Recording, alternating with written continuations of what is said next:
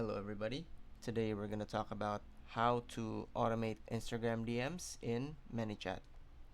So first thing, you need to connect your Instagram account to ManyChat. So log into ManyChat and connect your Instagram business profile. Now step 2, create a new automation.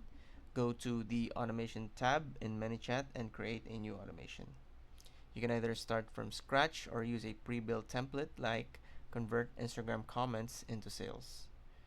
Now you need to set up your triggers. There are 2 triggers you need to set up. The first one is a comment trigger. So select Instagram and then use user comments on your post or reel.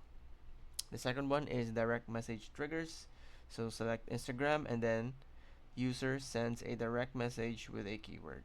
You can specify the keywords that, when used in a DM, will activate the automation. Create the automated message. So public reply for comment triggers. Set up public reply that will appear in the comment section when the trigger is activated.